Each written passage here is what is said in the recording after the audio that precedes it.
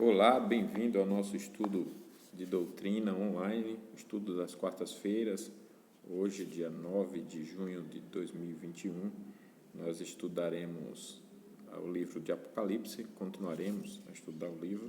Estamos na série Igrejas em Apuros, lições das 7 igrejas do Apocalipse. Semana passada nós tivemos conhecendo as regiões, usamos mapas, verificamos a região dessas igrejas, das 7 igrejas, e também regiões de viagens missionárias de Paulo para nos ajudar na compreensão dos próximos estudos. Hoje nós estamos para estudar já o Apocalipse 1, concentrado nessa questão das 7 igrejas, pois nós já fizemos uma passagem, já tivemos uma visão panorâmica do livro, introdutória, bem introdutória, mas suficiente para nos dar uma noção do assunto do livro, e hoje nós iremos dar continuidade ao estudo, estudando o tema Revelação de Jesus Cristo, o sofrimento e a vitória final de seu povo. É um estudo muito importante para a vida da igreja. Veremos que Jesus é o ressurreto e soberano na terra e no céu e concede vitória final ao seu povo perseguido, ao seu povo que sofre. E os objetivos da lição de hoje é saber que o sofrimento não é sinal de que Deus nos abandonou o seu povo, saber, aliás, participar dos sofrimentos de Cristo, gloriando-se nas tribulações. Nós devemos, então, nos gloriar nas tribulações e renovar a nossa esperança na certeza da vitória que Cristo garante ao seu povo. Nós vamos começar com oração e depois seguiremos com o estudo do Apocalipse 1. Oremos então. Senhor nosso Deus, nosso Pai amado, bondoso, fiel é a Tua palavra e digna de toda aceitação. Nós estamos neste dia com esse objetivo de estudarmos um pouco mais dela para aprendermos a Tua mensagem, ó Pai. Nós te agradecemos por essa oportunidade, te agradecemos por tudo que vivemos nesse dia, por todos os desafios pelos quais o Senhor nos permitiu passar e por Tua presença conosco, nos conduzindo em tudo. E nós pedimos que assim seja também nesse momento, para que o aprendizado seja para o louvor do Teu nome, em nome de Jesus. Amém.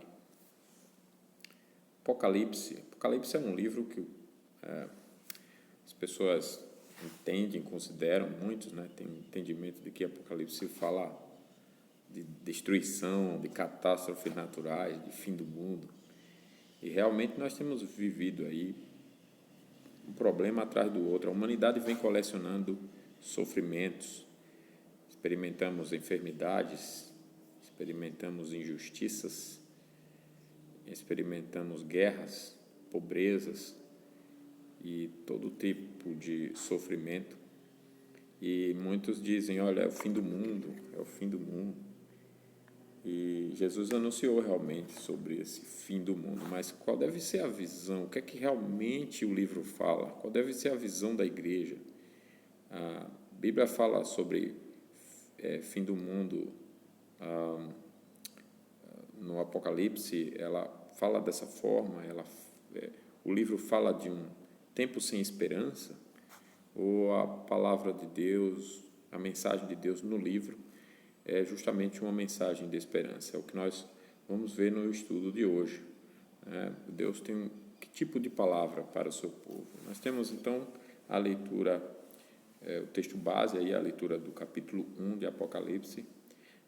Está aí em letras menores, que eu transcrevi todo o capítulo, mas eu vou ler para os irmãos ouvirem e sempre oriento que acompanhem em casa, confiram em sua Bíblia.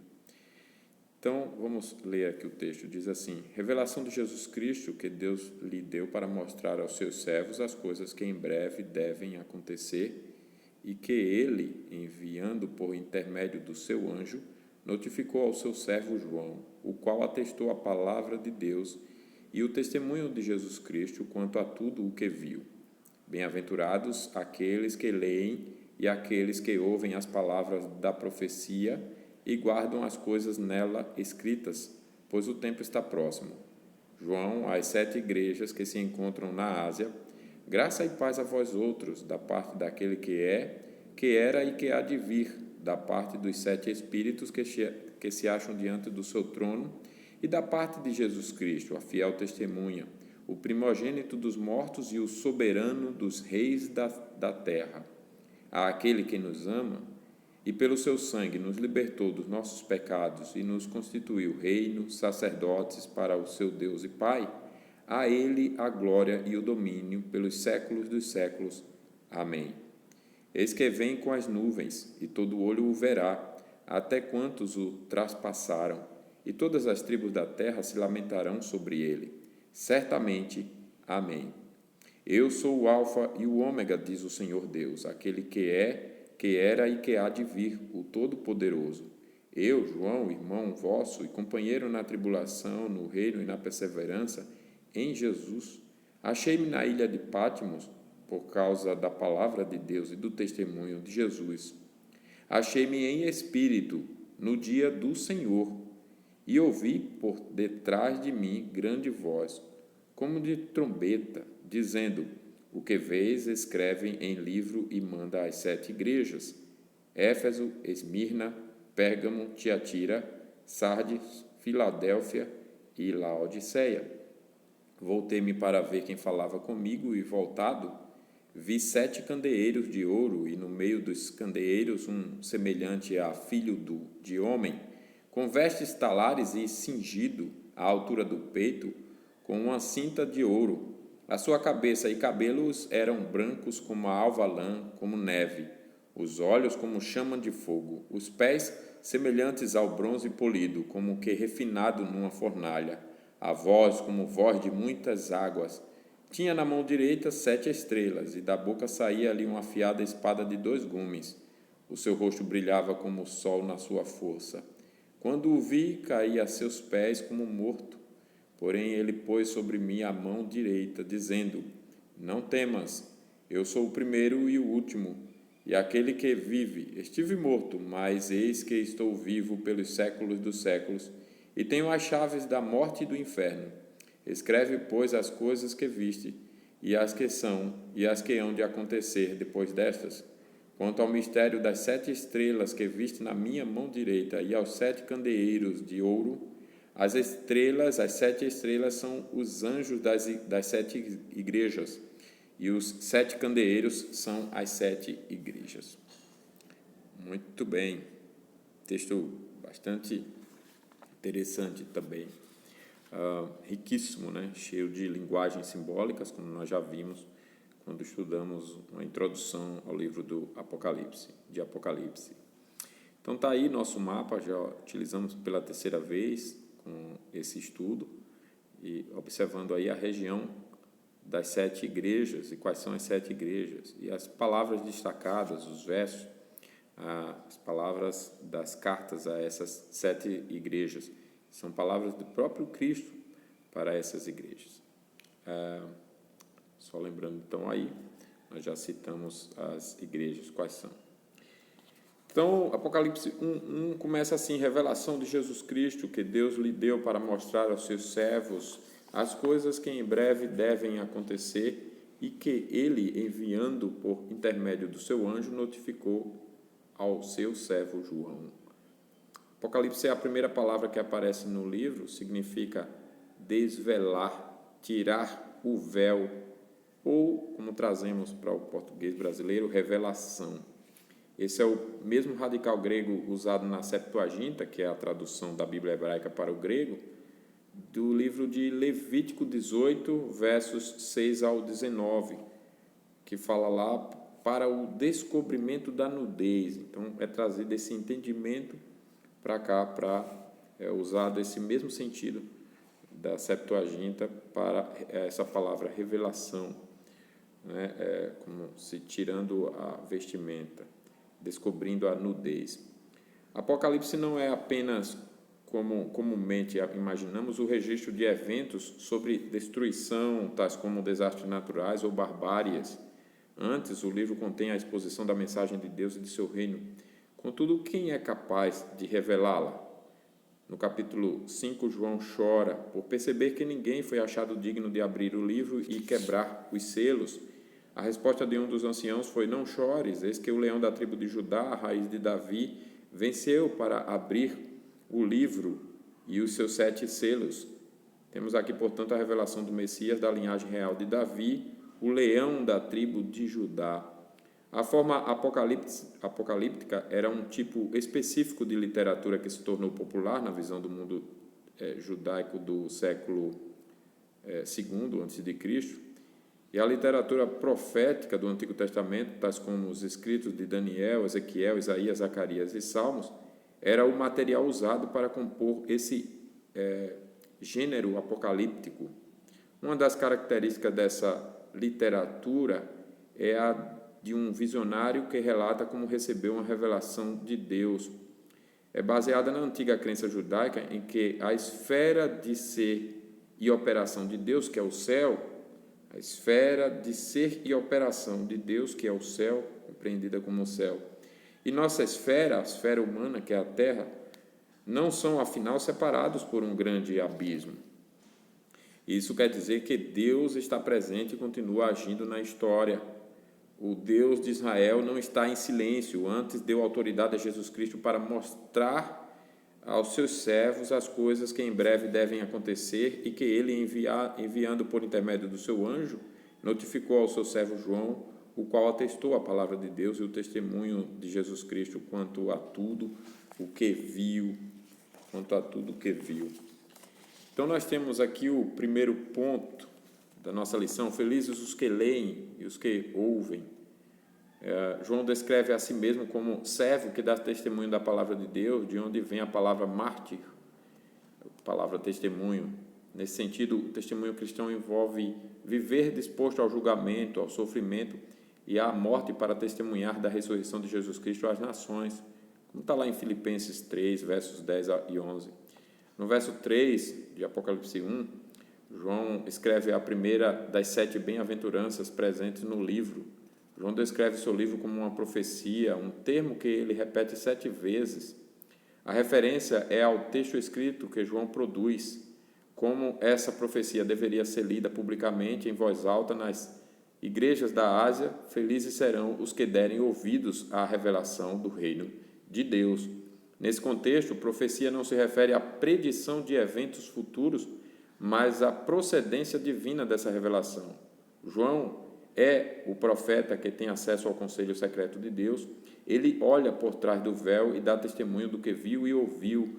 João escreve que o tempo está próximo, verso 3. Ele se refere assim a uma profecia do futuro próximo, um anúncio de que o fim também é um novo começo, ou seja, o anúncio de algo que já aconteceu, o nascer de um novo mundo que teve seu início na ressurreição do Messias e está a caminho da consumação.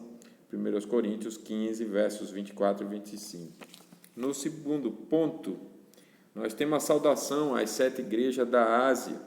Além de ser literatura apocalíptica e profética, o terceiro gênero literário do livro é epistolar. João se dirige às 7 igrejas que se encontram na Ásia. Capítulo 1, verso 4, nós lemos: os destinatários da carta recebem a bênção. São igrejas dos confins da terra, como anunciado na missão apostólica. Sereis minhas testemunhas, tanto em Jerusalém como em toda a Judéia e Samaria, e até aos confins da terra, Atos 1:8, ou seja, são igrejas em território gentílico, em território que não era considerado povo de Deus. O povo de Deus era chamado os judeus, os descendentes de Abraão. A bênção é proveniente da parte daquele que é, que era e que há de vir, da parte dos 7 espíritos que se acham diante do seu trono. A primeira parte da bênção provavelmente faz uma referência ao Deus Pai, o começo, o meio e o fim de todas as coisas. Os 7 espíritos fazem referência aqui ao Espírito do Senhor na visão de Zacarias. Nesse sentido, o número 7 significa plenitude, estando o Espírito de Cristo plenamente presente, enchendo todas as coisas. O apóstolo Paulo esclarece isso ao escrever aos Efésios a respeito daquele que desceu, sendo também o mesmo que subiu acima de todos os céus para encher todas as coisas. O objetivo da carta, portanto, é apresentar Jesus Cristo como a fiel testemunha, o primogênito dos mortos e o soberano dos reis da terra. Ademais, apresentar o Messias de Israel como aquele que nos ama e, pelo seu sangue, nos libertou dos nossos pecados e nos constituiu reino, sacerdotes para o seu Deus e Pai. Isto é, apresentar Jesus como o noivo que nos ama, redentor e sacrifício pelos nossos pecados, rei deste novo reino e sacerdote que nos convida a participar com ele de seu domínio, glorificando ao Deus e Pai por toda a eternidade. O verso 7 pode ser considerado o tema do livro, a sua vinda gloriosa e o seu triunfo final. No Antigo Testamento, Daniel fala de suas visões a esse respeito. Daniel 7, versos 13 e 14. Não é mais, então, César ou Domiciano, nem qualquer outro senhor que reina. No mundo mediterrâneo, o imperador era considerado o senhor do mundo, aquele que exigia a submissão e lealdade de seus súditos por todo o império. Quando ele fazia pessoalmente uma visita oficial a uma colônia ou província, a palavra para sua presença real era parousia, que significa visitação. Jesus é o verdadeiro soberano sobre as nações. No dia da sua visitação, todos os que não se prostrarem ante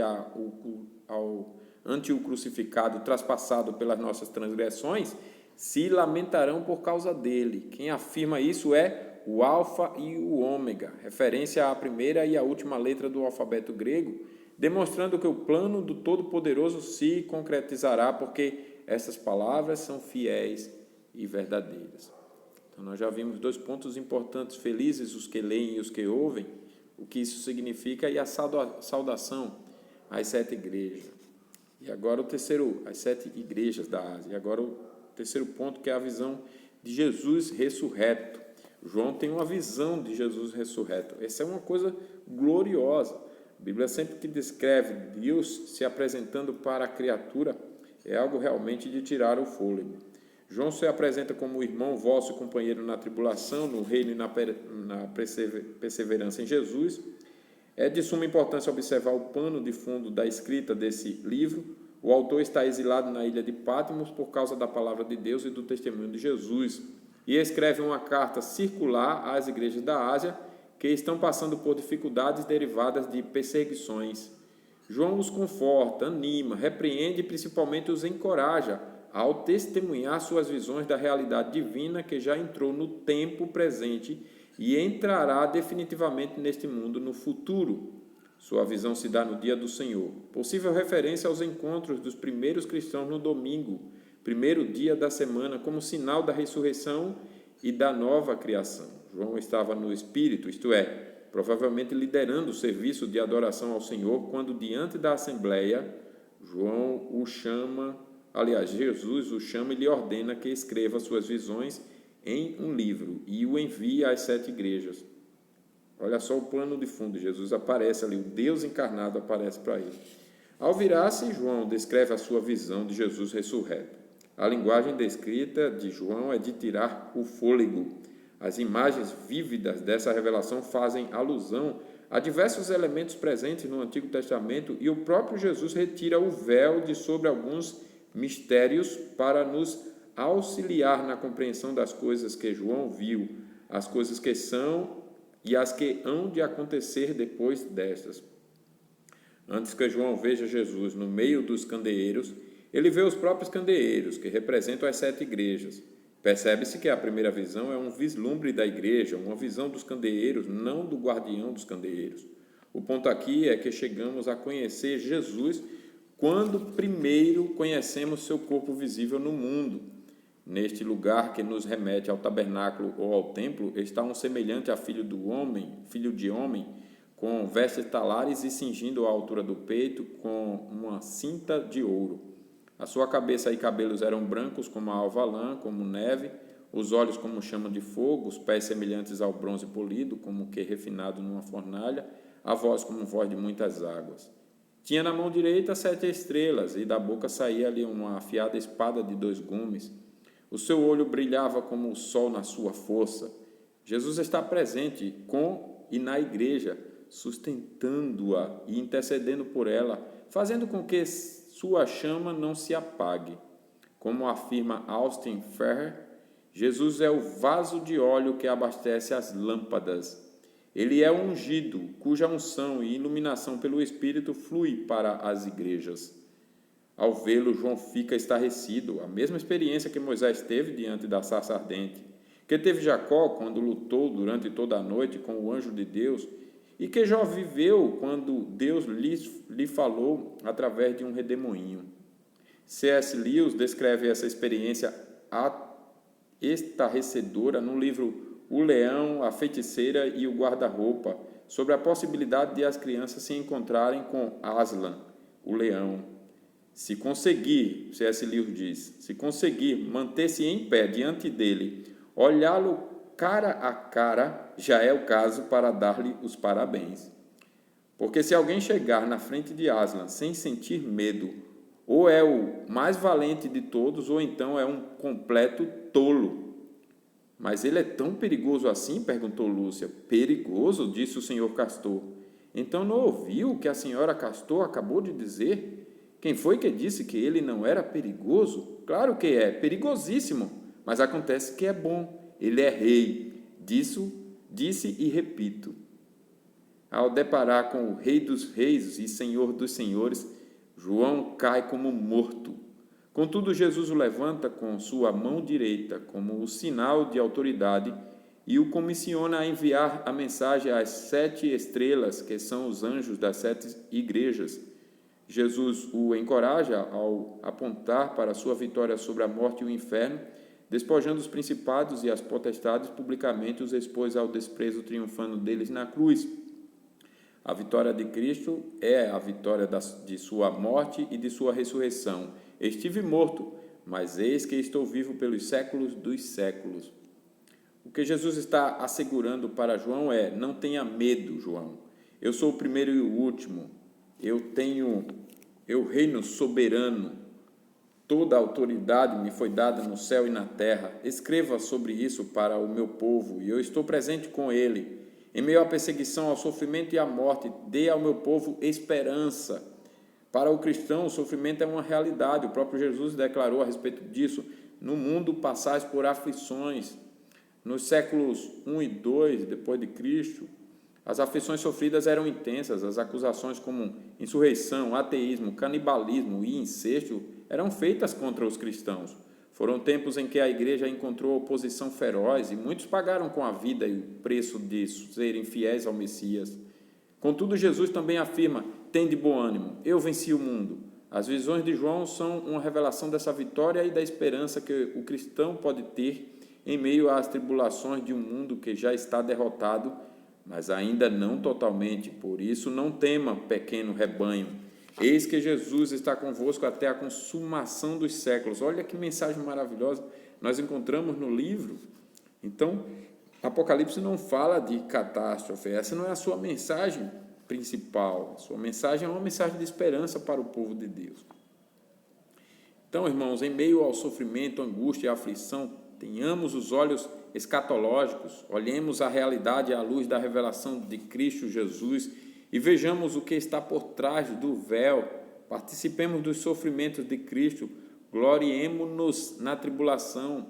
O sofrimento não é sinal de que Deus nos abandonou, ao contrário, é um dos sinais da verdadeira filiação. Se sofremos com Ele, também com Ele reinaremos. Oremos para que Deus nos dê olhos para ver, olhos espirituais. Essa então foi a lição de hoje, a revelação de Jesus Cristo, a visão de João. João teve uma visão maravilhosa e ele viu o próprio Cristo. Nós vimos que o sofrimento e a vitória final de seu povo são realidades, porém Jesus está conosco. A vitória final é uma realidade porque Jesus está conosco. Então, olhemos para Jesus e oremos para termos essa mesma sensibilidade que João teve e que todos os fiéis servos devem sempre ter, a sensibilidade de interpretar a realidade a partir da própria palavra de Deus. E assim vivamos encorajados, não desesperados, mas confiantes na promessa e no cumprimento dela, das promessas, no plural, né? Nas promessas de Jesus e no cumprimento delas, porque Ele é fiel, Ele está conosco e Ele nos sustentará até o fim. Que Deus nos abençoe. Vamos orar, então, encerrando. Senhor nosso Deus, louvado seja o Teu nome por Tua palavra, que foi estudada mais uma vez. Muito obrigado, Pai, pelo Teu Espírito nos conduzir, nos orientar e por nos ensinar tantas verdades maravilhosas. Que o nosso olhar esteja para a Tua palavra e que todas as circunstâncias sejam experimentadas